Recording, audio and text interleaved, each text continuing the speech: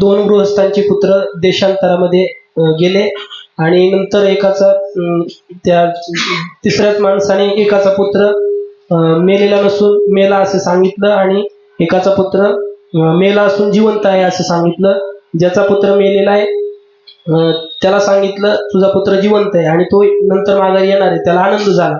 आणि ज्याचा खरंच मेलेला आहे त्याला सांगितलं तुझा पुत्र जिवंत आहे, त्याला आनंद झाला. म्हणजे ईशसृष्टी कारण नसून सुखदुःखाला कारण नसून जीवसृष्टी सुखदुःखाला कारण.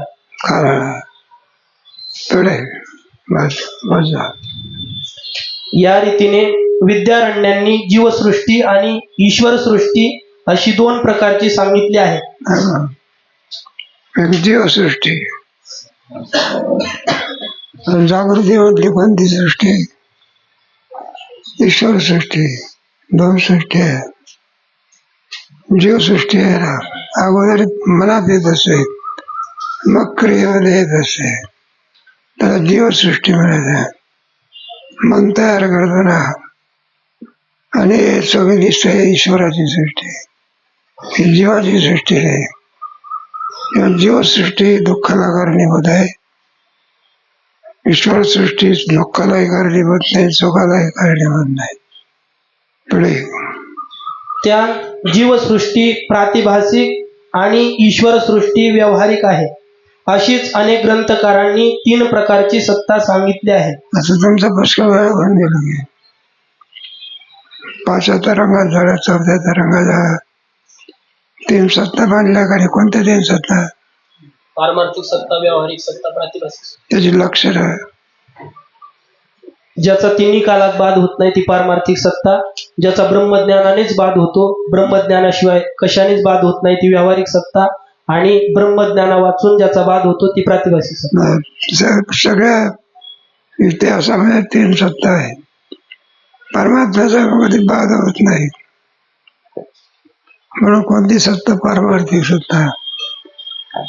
आणि सृष्टी आहे ना, स्वप्नाचा जागा जागा म्हणजे काय होतं, स्वप्नाचा पदार्थ राहते का, मग कोणती सत्ता? प्रातिभासिक सत्ता. आणि जागृतीतले पदार्थ आहे याची व्यावहारिक सत्ता. तीन सत्ता मांडलेल्या आहे सगळ्या वेदांताचे देवा. पुढे चैतन्याची पारमार्थिक सत्ता आणि चैतन्याहून भिन्न सर्व पदार्थांची एक व्यावहारिक सत्ता व दुसरी प्रातिभासिक सत्ता आहे. तीन सत्ता मांडलेल्या. पुढे सांगायचं आहे दोनच सत्ता आहेत, प्रातिभासिक आणि पारमार्थिक. आणि पुढे जाऊन सांगायचं आहे एकच सत्ता आहे, पारमार्थिक. कर्माने जायचं, जसं झेपेल तसं पुढे सांगायचं. मग तीन सत्ता मांडल्या. ब्रह्मज्ञानाने बाध होतो म्हणून कोणती सत्ता? व्यावहारिक सत्ता. आता हे पहा, हे सुद्धा प्रातिभासिकच आहे, अविद्या कार्य आहे. जगात सुद्धा हे कोणाचं कार्य आहे? अविद्येचंच कार्य आहे, नाही का? म्हणून तर ब्रह्माचं ज्ञान झालं की अविद्येचा बाध होतो, तेव्हा संपूर्ण जगताची सत्ता प्रातिभासिकच आहे. एकदा ज्ञान झालं की बाध होते. दोरीच्या ज्ञानाने सर्पाचा काय होतो? बाध होतो की नाही? तसं ब्रह्मज्ञानाने जगताचा काय होतो? दोरीच्या ज्ञानाने सर्पाचा बाध होतो. कोणती सत्ता? आणि ब्रह्मज्ञानाने जगताचा बाध होतो. कोणती सत्ता? प्रातिभासिक. दोनच सत्ता आहे. होता सृष्टीच्या आदिकाली ईश्वर संकल्पनाने उत्पन्न झालेले दोषरहित केवळ अविद्येचे कार्य पंचभूते आणि भूतकार्ये यांची व्यावहारिक सत्ता आणि निद्रेचे किंवा मंदांधकारादी दोषयुक्त अविद्येचे कार्य स्वप्न व रज्जू सर्पादिक यांची प्रातिभासिक सत्ता आहे. सत्याच झालेलं आहे. अलीकडे सत्याकरता भांडणं होतात की काय? सत्ता मिळाली पाहिजे. काय मिळालं पाहिजे? सत्ता नसेल तर कार्य होत नाही. त्याही सत्याचा प्रकार चाललेला आहे. स्वप्नास्व पदार्थाला दोषसहित अविद्या कारणीभूत आहे. बरं का, जागृत पदार्थाला निर्दोष अविद्या कारण. जो दोषसहित अविद्या म्हणजे जीवाची अविद्या ही स्वप्नाला कारणीभूत आहे. आणि निर्दोष अविद्या ही जगाला कारणीभूत आहे. बरं का, एक दोष रहित आणि एक निर्दोष.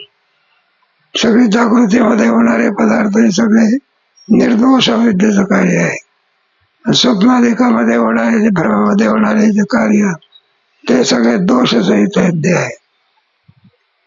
बहुतेक ग्रंथकारांनी 3 सत्ता मांडल्या आहेत आणि 3च सत्ता का असू नयेत अशी शंका केली असता आपण विचारदृष्ट्या पारमार्थिक व प्रातिभासिक या 2च सत्ता आहेत असे सांगितले, ते कोणत्या दृष्टीने? शंका आहे ना. अगोदर किती सत्ता सांगता, अगोदर किती सत्ता सांगताय आणि आता किती सांगताय? तुमच्या बोलण्याला काही नाही. सांगायचं एक आणि समजायचंय. वाढ म्हणायचं अभ्यासून नाही, वाढायचं पिटलं. खरं आहे का? बोलण्यामध्ये काही सत्य झालं पाहिजे, पण खरंच 2च सत्ता आहे बघा. किती दोरीवरचा सर्प जसा मिथ्य आहे तसा ब्रह्मावरचा असलेलं जगत सुद्धा काय मिथ्य आहे. वेदांताचा सिद्धांत आहे. बाकी दर्शनकार लोक आहे, 18 दर्शनकार आहे. किती? सर्व दर्शन संग्रह ग्रंथ आहे बघा. त्याच्यामध्ये किती ग्रंथकार आहे? 6 नास्तिक आणि बाकीचे आस्तिक 12. जास्त दर्शन संग्रह म्हणून ग्रंथ आहे. त्या दर्शन संग्रहामध्ये 2च सत्ता मांडलेल्या आहे. एक प्रातिभासिक आणि एक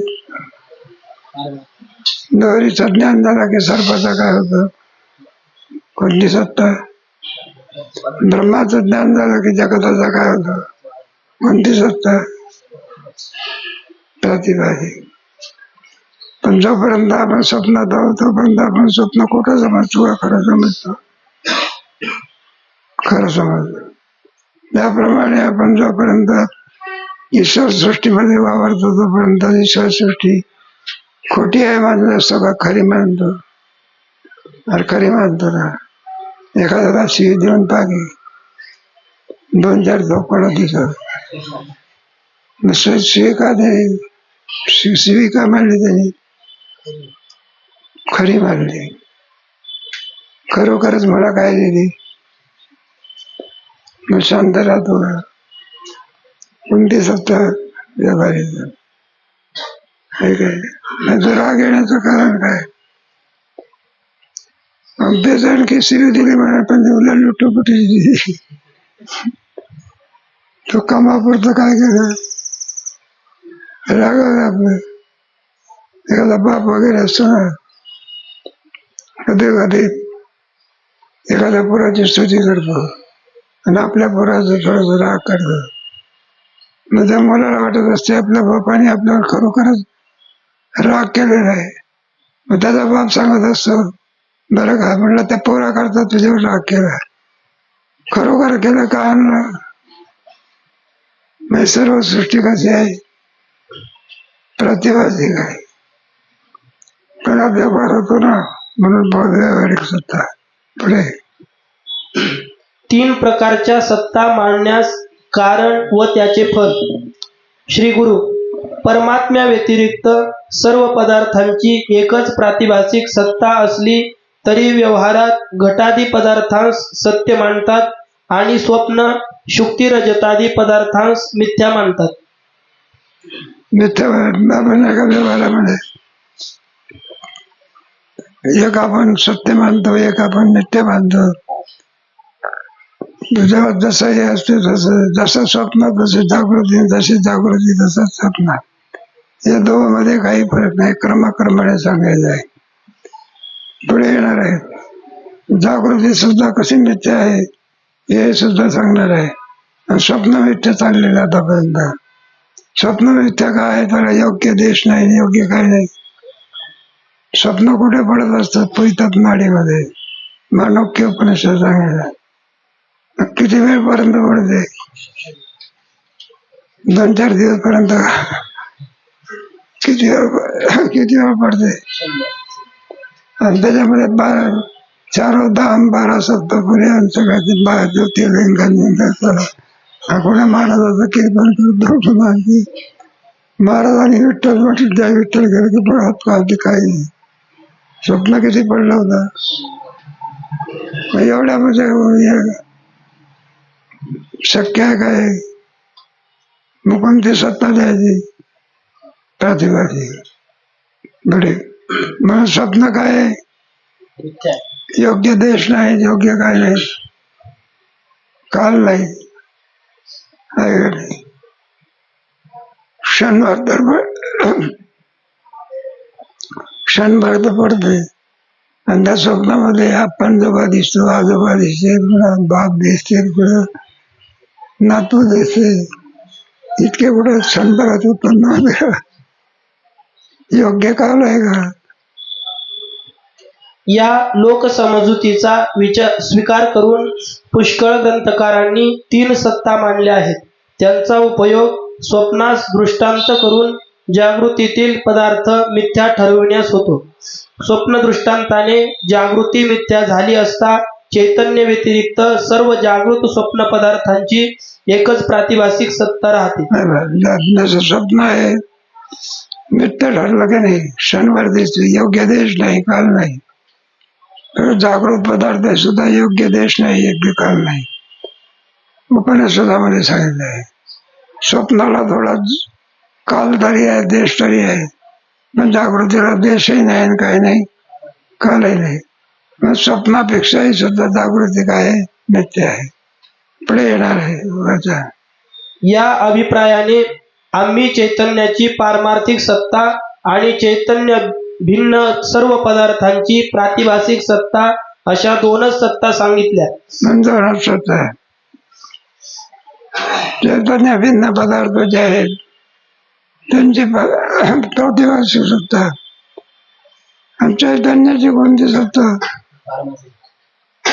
चैतन्याची कोणती सत्ता? त्या पारमार्थिक सत्ता का मिळायचं? त्याच्यात तरी काळात काय होत नाही, लाभ होत नाही, म्हणून त्याला कोणती सत्ता म्हणायचं? म्हणजे पारमार्थिक सत्ता सदरूप आहे ना. आणि बाकी बदलणार आहे. तुमचं 15वा अध्याय आहे ना, संसाराचं स्वरूप कसं आहे तशीच आहे स्थिती स्वप्न म्हटलेलं आहे. आणि परमात्म्याचं स्वरूप आहे नरूपमस्य ततोपलभ्यते तत्पदं तत्परिमार्गितव्यं तमेव चाज्ञं पुरुषं प्रविशति. ब्रह्मचैतन्याची कोणती सत्ता? पारमार्थिक सत्ता.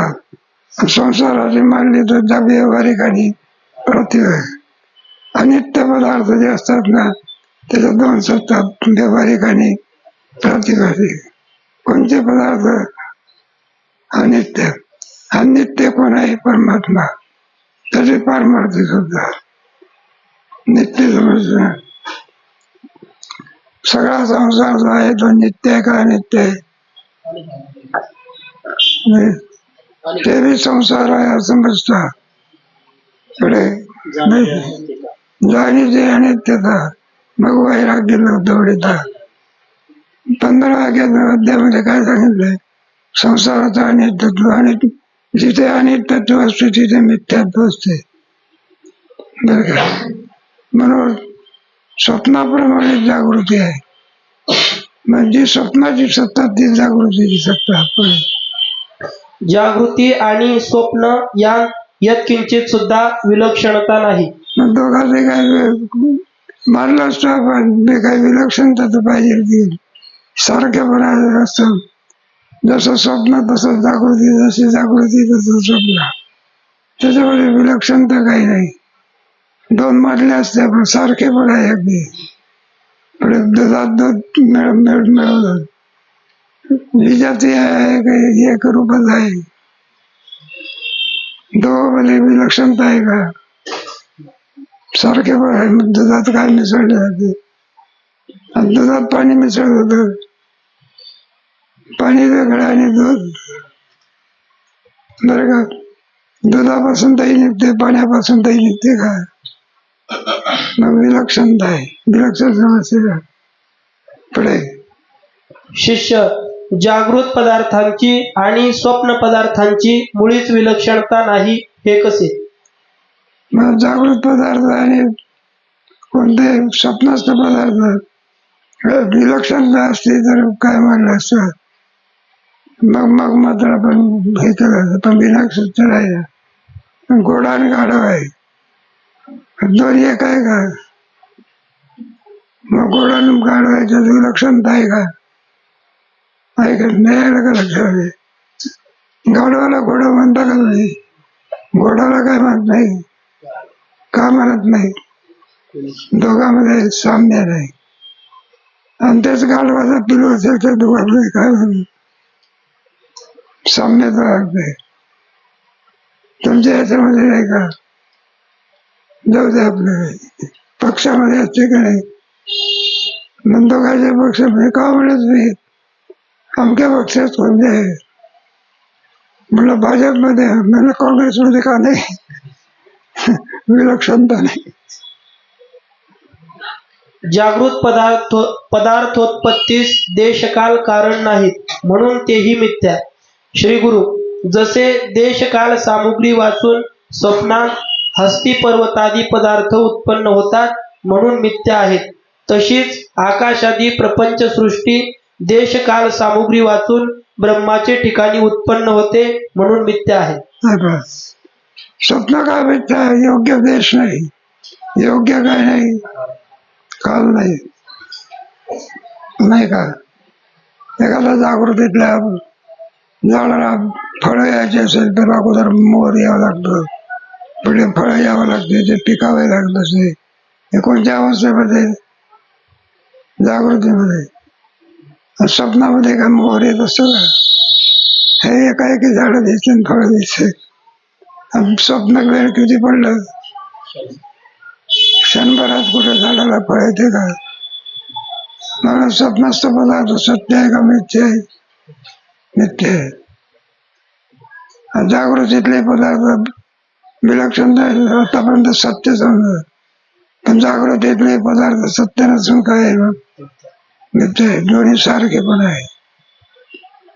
पुढे स्वप्न पदार्थोत्पत्तीमध्ये व्यावहारिक अल्पदेशकाल तरी आहेत, परंतु जागृत सृष्टी उत्पन्न होण्यास अल्पदेशकालही नाहीत. स्वप्नाचा पदार्थ उत्पन्न होण्याकरता थोडा काल तरी आहे, त्याला काहीतरी थोडा देश तरी आहे. पण जागृतीतल्या पदार्थाला कालही नाही, काही नाही, देश नाही. कुठंच कोणा सांगितलं आहे? मांडव्य उपनिषदामध्ये. म्हणून स्वप्नापेक्षाही सुद्धा जागृती काय आहे? मिथ्या आहे, नाही का? मग स्वप्न तर नित्य आहेच आहे, पण त्याच्यापेक्षा जागृती काय आहे? वेदांताचा सिद्धांत आहे. म्हणजे आम्हाला पटत नाही, तो विचारतो कोण? कारण ज्या ज्या ठिकाणी वेदाने सृष्टीची उत्पत्ती सांगितली त्यात देशकालाचे नावही नाही. सूत्रभाष्यकारांनीही देशकालाची उत्पत्ती सांगितली नाही. यावरून श्रुतीचा आणि सूत्रभाष्यकारांचा हा अभिप्राय आहे की देशकाल सामुग्री वाचूनच आकाशादी सृष्टी होते म्हणून आकाशादी प्रपंच स्वप्नाप्रमाणे मिथ्या आहे. निदान स्वप्नाला थोडा काल सांगितलेला आहे, देश सांगितलेला आहे, तरी पण स्वप्न मिथ्या आहे, योग्य देश नाही. आणि जागृतीला तर वेदांत शास्त्रामध्ये उपनिषद आहे ना, देशही सांगितला नाही, काय सांगितलं नाही, कालही सांगितलं नाही. देश काल सांगितलं तर देश लागत असतो, कुठेही कोणताही पदार्थ मिळत असतो, योग्य देश असावा लागत असतो. एखादा घर बांधायचं असलं तर अर्धा घंटा तरी काय पाहिजे? बऱ्या जागेत कुठे घर बांधतात, योग्य काय पाहिजे? देश असावा लागला, योग्य देश, योग्य काल. हा जागृतीला सुद्धा नाही. नाही एवढं चाललं कशाकरता घोड्याला घोडं बनायचं हे शिकवावं लागते का? पण गाढवाचं घोडं करण्याला शिकवावं लागतं. जागृतीला मिथ्या ठरवायचं. दर्शनकारामध्ये तुम्हाला कल्पना नाही, जागृतीला मिथ्या म्हणणारे फक्त वेदांत शास्त्र आहे. बाकीच्या दर्शनकारामध्ये जागृती मिथ्या नसून काय आहे, जगात मिथ्या नसून काय आहे, सत्य आहे. सगळे जगात सत्यत्ववादी आहे. हे कर्मानं चाललेलं आहे. ह्या ज्या शंका आहे ना, ह्या अद्वैत सिद्धीतल्या शंका आहे. बऱ्याच तरी ह्या अद्वैत सिद्धीतल्या शंका टाकायला गेलं ते मला झोपेला बरं आहे आपलं भागवत. मला बुवा काय सांगतो कोणाच माहिती, नित्यान जगन सत्य. काल कोणता लागलो तत्वविचार आहे. कोणता विचार करतात? तत्वविचार. निर्णय असतो तत्वविचारामध्ये, निर्णय घेतले जातात. पुढे मधुसूदनाचे मताने जागृत पदार्थांस देशकाल कारण असल्याची शंका व समाधान. मोठे आदेश सिद्धीकार भक्ती रसायन नावाचा ग्रंथ लिहिला. भक्तिशास्त्रातही मोठे होते ते. आणि पुन्हा वेदांतावरही ग्रंथ, त्याला अद्वैत सिद्धी असं म्हणतात. पंढरपूरला चालायची ते. आपल्याकडे काही चालत नाही ते भक्ती रसायन वगैरे. त्या अद्वैत सिद्धी भक्तीची व्याख्या केली आहे. धृतमानस्य चित्तस्य धारावाहिकं गत्वा सर्वेषु मनुष्यो वृत्ती भक्तिरित्यभिधीयते. भक्तीची व्याख्या मधुसूदन वंशी विभूषित कराल पितांबरा धरून निर्विकास कृष्णात परम किंवा तत्ववान गोड नमन आहे. ते मधुसूदन सरस्वती त्याने जागृत पदार्थाला सुद्धा योग्य देश काल सांगितलेला आहे. कोणत्या पदार्थाला? जागृत पदार्थाला योग्य देश, योग्य काय सांगितलेलं आहे.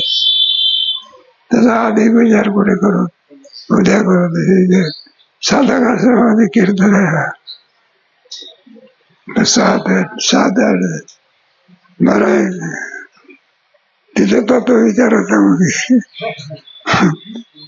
सिद्धी सांगू इथं बरं आहे. ही असं संस्थेसारखी कीर्तन आहे. हे प्रवचन असतं एक काय असतं 7-8 कीर्तन आहे. या की जसं जुळेल तसं करा. श्री गुरुचरण